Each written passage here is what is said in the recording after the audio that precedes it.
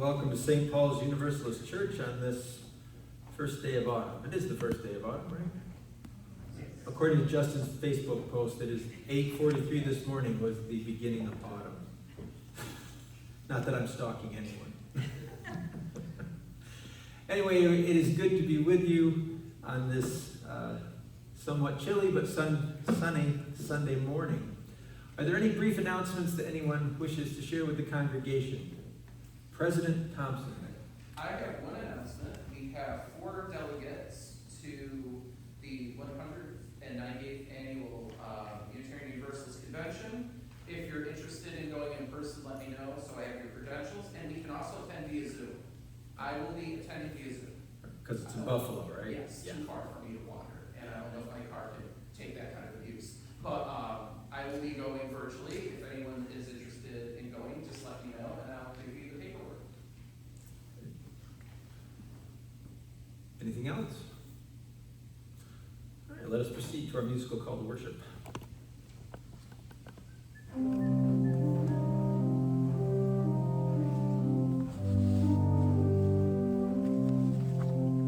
Summertime has turned the star wheel, autumn is upon us. Sweet the angling sun, sweet upon the air, the smell of bloom is rising. Summertime has turned the star wheel, autumn is upon us. Glorious the trees, glorious the sight of rust leaves falling, falling. Summertime has turned the star wheel, autumn is upon us. I open our service this morning with the words of Socrates, who reminds us that wisdom begins in wonder.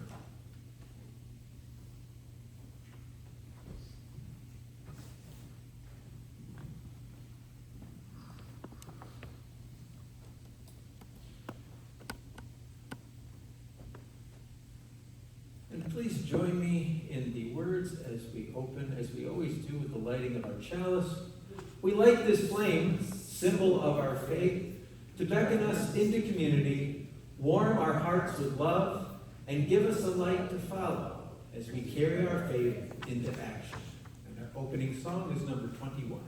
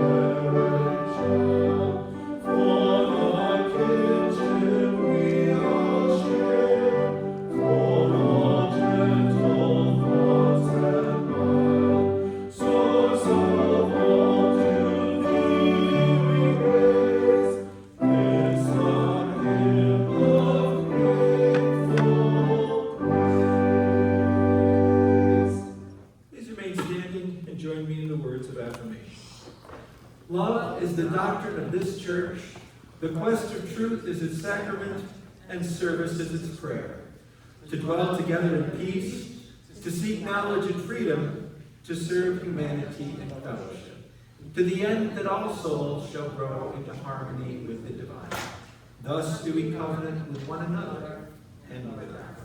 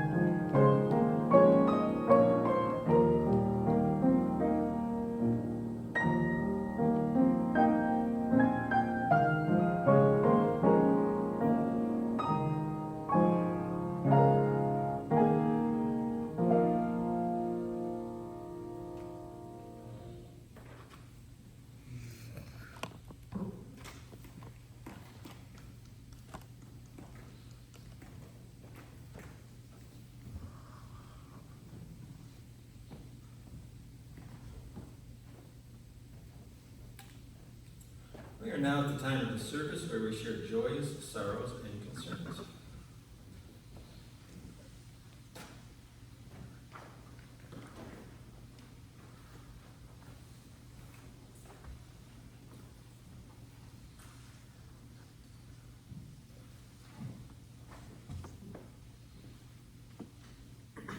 Go ahead. You can go ahead. I'll wait. Apparently you're arm wrestling for joy, sorrows, and Yeah. concerns. People at home. This is a candle of joy for the recent engagement of my younger daughter, Rachel.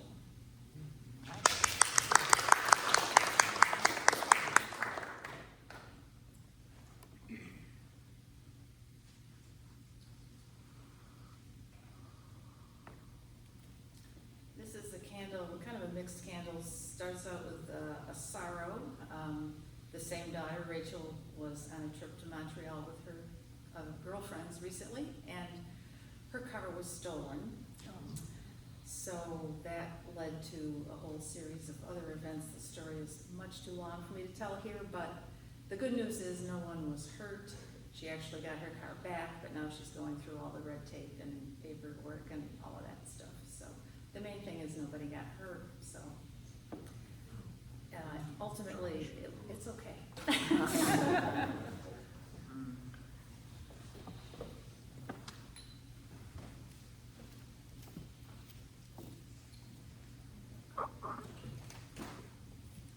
This is a candle of sorrow. I don't know if any of you remember Donna Baum, B-A-U-M. She used to come to our church.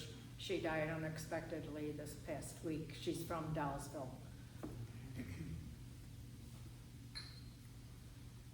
And this is a candle of joy. We had our 7th great-granddaughter.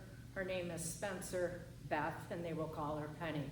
But congratulations to my grandson Sam and his wife Macy on their 4th child.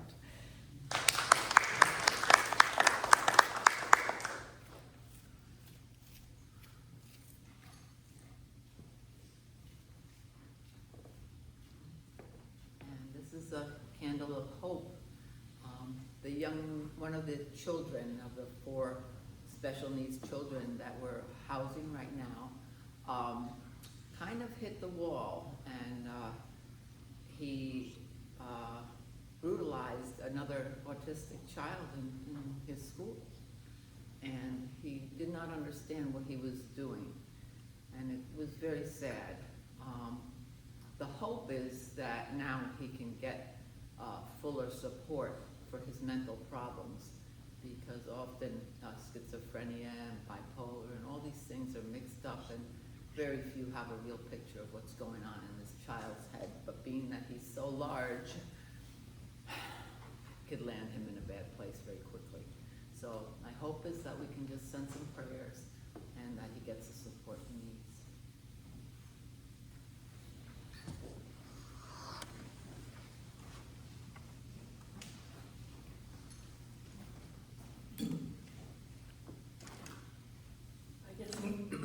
I guess engagements are in the air. My sister just told me this morning that she got engaged last night.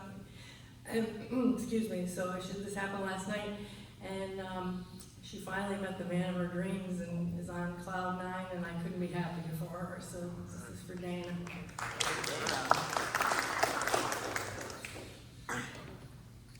We pulled in separate vehicles because Dawn has some stuff to do afterward, and I'm thinking, boy, she seems animated and happy. And I thought it's because she was able to keep up with me, but just driving a little fast here. Oh, a lot of joys on this one. All right, so I'm going to start with the first one. Mary's surgery went very well. So they were able to clean her one of her arteries that was at 90%. Now her blood pressures are normal in the morning. She's very animated, and we're hoping this sticks. This is also, she just turned, she would kill me for this. She just turned 85 at the beginning of the month. Glorian had a birthday. I'm trying to remember all the September birthdays. Gunnar turned 14, and then there was another one in there that I'm forgetting, but it's gonna come to me. So she thanks all of you for reaching out, the cards, the messages, and she says she hopes she'll be back soon.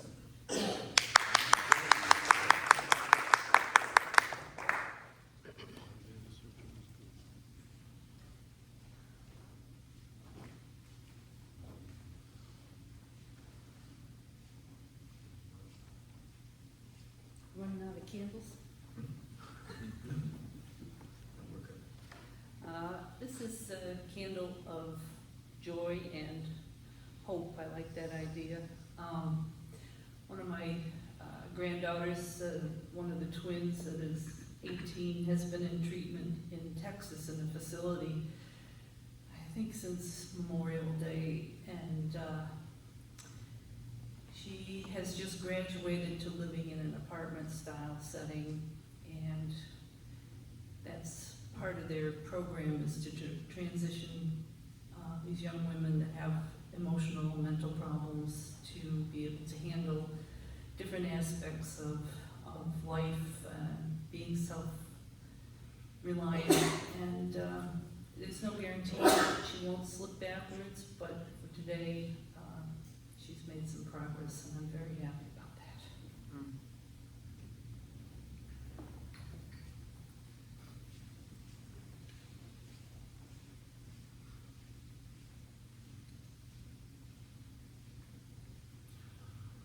Candle of concern, ongoing prayers for the, well, I'll call it what it is, the hot mess in the Middle East.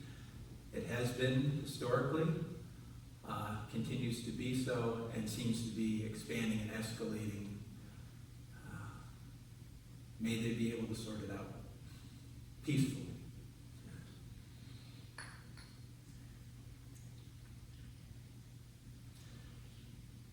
Candle of welcome to our friends Tim and Peg, who are joining us as Peg blends her musical talents to Mark's. Always happy to have you with us.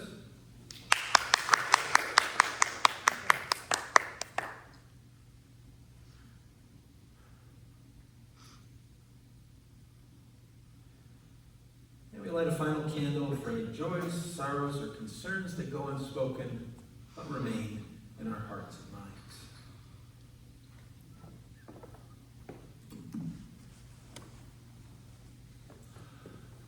I now invite you to join me in a time of prayerful meditation. These are words adapted from the writings of Elaine Kazaya.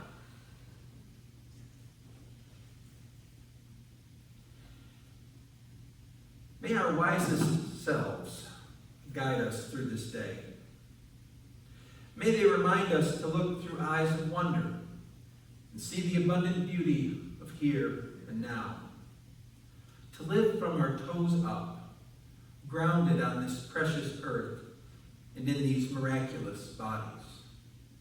To open our hearts, flinging wide their shutters so no defense cut us off. To employ our hands to create beauty, to soothe suffering, and to unlock potentials.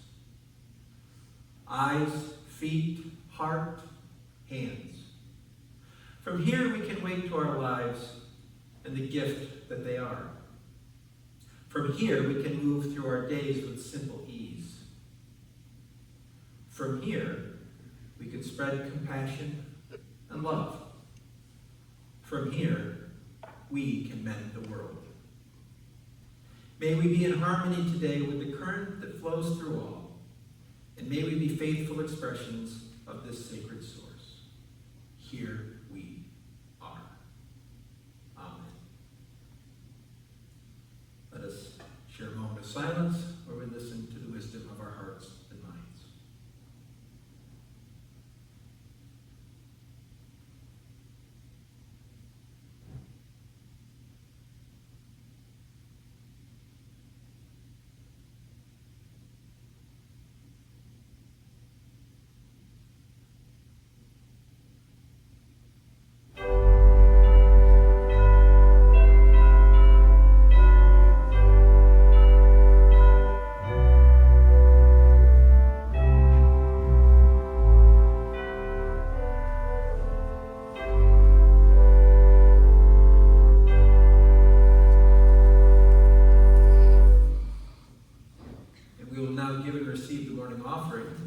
The work, the wonder, and the witness of this spiritual community.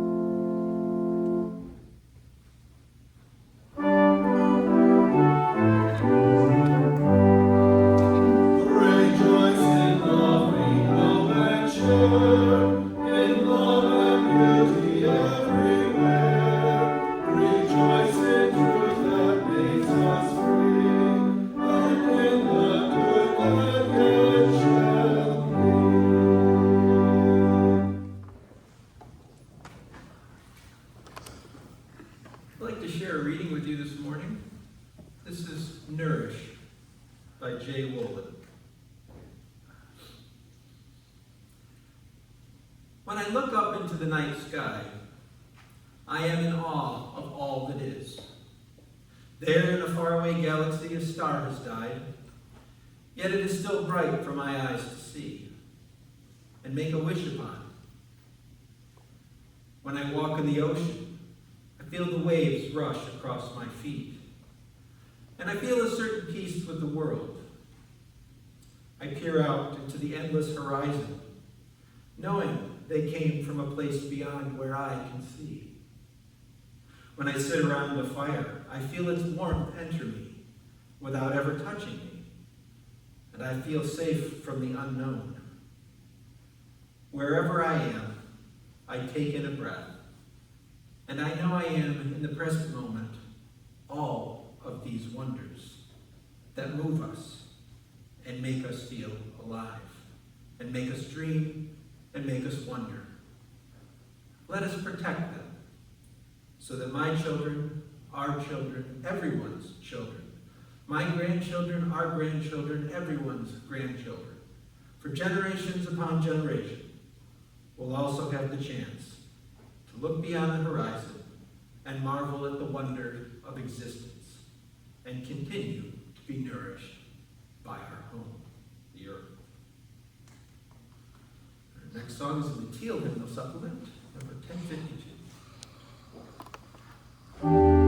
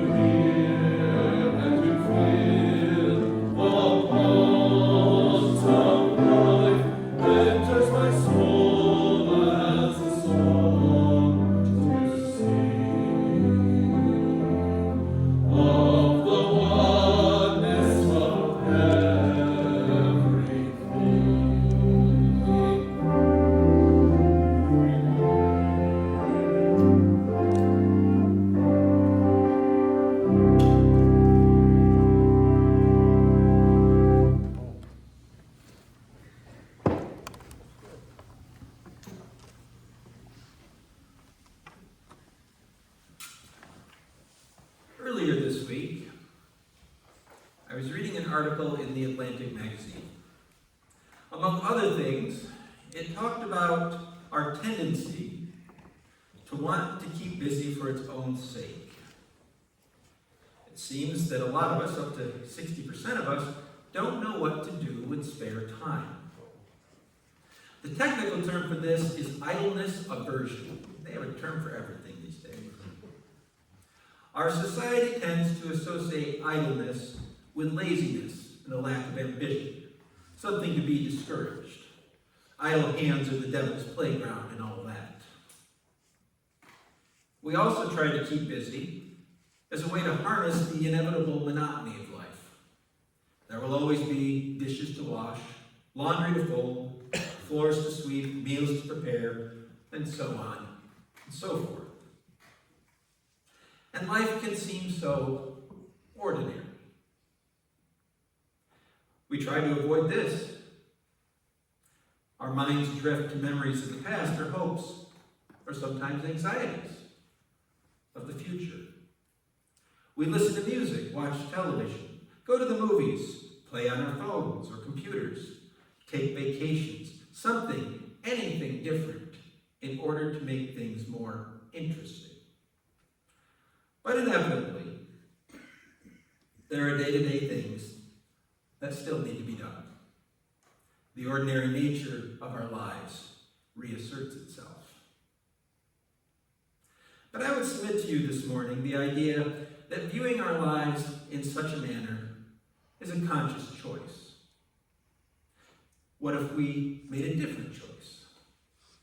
What if we chose to find wonder in our day-to-day lives?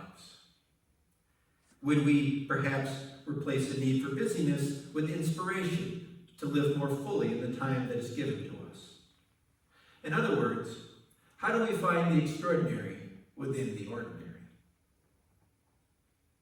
It is a matter of changing our perspective, to look at the everyday with new eyes. Just think of your lives at home or in your apartments. Heating, cooling, access to indoor plumbing and lighting, upholstered furniture, the general ease with which we are able to obtain food or to travel compared to our ancestors. We tend to take these things for granted, but for most of human history, they would have been considered extreme luxuries. We would be the envy of kings and queens of days gone by, with all the conveniences at our fingertips. Think of the ease with which we are able to communicate. Technology has its pitfalls, to be sure, but consider even a basic modern cell phone. It can communicate using voice, text, or email. It's a flashlight, a camera, a calculator, a record player, a calendar, a notebook, and contains a computer chip more advanced than those that control spacecraft like Voyager 1 and 2 that have, were launched back in the 70s and are now in interstellar space. Your phones, even if you have a flip phone, it's more advanced than what's running those spacecraft out beyond the edges of the solar system. We live in a time of technological wonders that allow for the rate of human knowledge to grow exponentially. There's a reason it's called the age of information.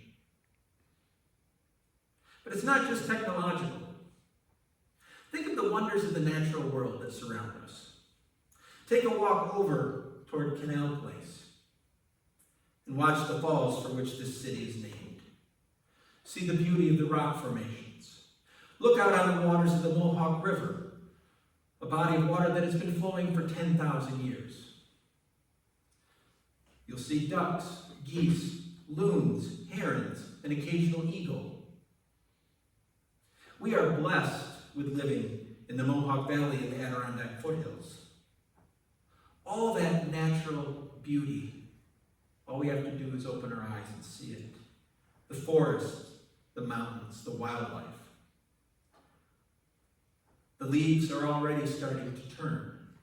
Soon they will teach us, as they do every autumn, how wonderful it can be to just let some things go. We don't even have to travel.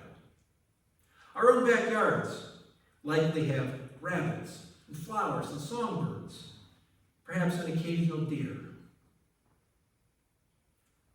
Take a moment to enjoy a sunrise and marvel at another day of possibilities laid before us. Take in the beauty of the sunset. Few things inspire my spirituality personally than the night sky. All those points of light, so far away that the light we observe left their surfaces decades, centuries, or more ago. To look at a star is to literally look back in time. They are so far away. Even that light coming in the windows over there from our own star, the sun, is 8 minutes old. You never see direct sunlight that came at that moment from the sun. We live in a universe that is so vast that our telescopes and observatories are making new discoveries almost daily. And every atom of our existence was forged in the heart of the stars. The ground you walk on, the air you breathe, the cells in your bodies, all of it originated in the furnace of the stars, coming together over millions of years for this to be here, for you to be here, for me to be here. We are literally, not figuratively, literally made of star stuff. And what a wonder it is to be alive. Each and every one of us is a living, breathing miracle. And I know I've mentioned that several times up here, but it's something to really contemplate because there's so many of us, we kind of forget that we are literal miracles. I'm reading a book now about the extinction of the dinosaurs and the time immediately following and on, a day after, a month after, 1,000 years and so on. Consider that the Earth has had 5 extinction level events. We don't think about that. We just think of the one. There was the one that took out the dinosaurs. That was the most recent one. There were 4 others. 4 other times before the dinosaurs where life hung by a thread. All of life on Earth hung by a thread. And all that light over all those eons through uncounted generations for you and I to be here. The odds of you or I or anyone else walking the earth being here are almost 0, statistically close to 0. And yet here we are. And because there are so many of us, we forget how inconceivably unique and special that makes us.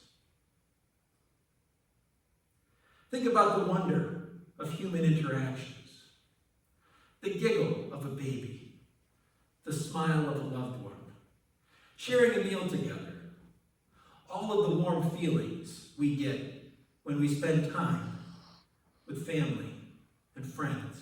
Let me give you an example. If I can borrow my camera woman for a minute.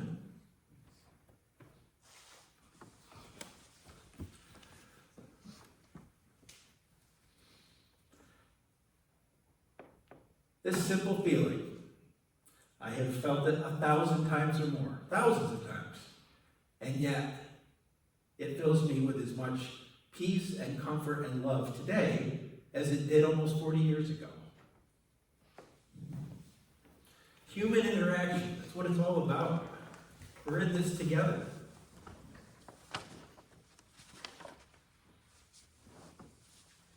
Life is full of wonders, if only we choose to see them. Each moment of our lives presents us with both the gift of the ordinary and the opportunity within it to discover the extraordinary. All we need do is to say yes to these opportunities? How do we cultivate this sense of wonder? Here are 4 suggestions that I came across. Each day, try to make a conscious effort to find something in your ordinary routine to experience wonder at. And what wonder means for me and what it means for you, maybe 2 different things or maybe similar. Just try to come at things from a different perspective. Maybe you're doing the dishes and thinking, oh boy, I've done this a million times. But then you see that pattern on the dish. Maybe it's the dish your great-grandmother gave you. Maybe that brings up wonderful memories of meals with members of the family who have since passed or are still with us. Better yet, try to share that wonder with someone else. I'm always bringing footage from, I'll go out and check the horses, and the other night they thought I got lost. Well, a possum saw me and was trying to very much cling to a tree, like, you don't see me, and I'm sitting there with my phone like, yes I do, and I'm filming you. Showing that to the family. And then there was the wonder of the skunk that I walked over the top of that was under our porch steps. It didn't spray me. But share those things. Share the wonder. Thirdly, remember that you are part of a larger, beautiful creation. I came across this. This is from the Catechism of the Catholic Church. Jerry, you're going to have to tell me what the Catechism is. I don't remember. But on page 343, it reminds us the beauty of creation reflects the infinite beauty of the Creator. And finally, try to view the world as though you were seeing through the eyes of a child. As I remind my students, believe it or not, I used to be a child too. They forget that. They think you just came out as an adult. But children have this innate ability, and if you're fortunate, you can remember this feeling. They have an innate ability to find wonder in the mundane. Just they'll pick up a stone or play in a puddle, and they just think it's the greatest thing ever. And all too often we lose that ability as adults, or perhaps we forget, and we can recapture it. Believing our everyday existence is mundane, routine, and uninspired is a choice. But so is believing that our daily lives are invigorating, inspired, and a gift. And so my challenge to you is to take this week and take that time, and not just this week, the months, the years ahead, all the time that you have given to you, to try to appreciate the wonders that are all around you, because they are all around you. If you just stop a minute, think about it, and look, and listen. Make time to embrace the ordinary with new eyes and marvel at the extraordinary. And may it be so. Our last song is number 1064.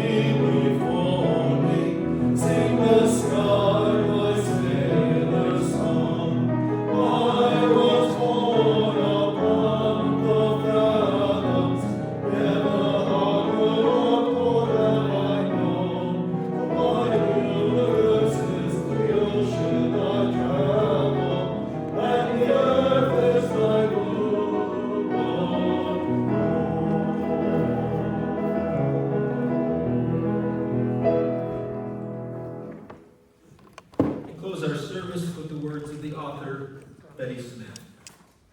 Look at everything always as though you were seeing it either for the first or last time. Thus is your time on earth filled with glory.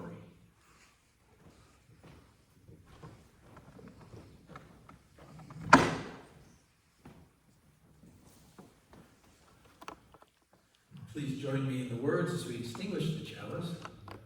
We extinguish the chalice here that it might glow gently in our hearts.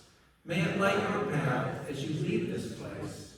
May it guide your way until we are together again.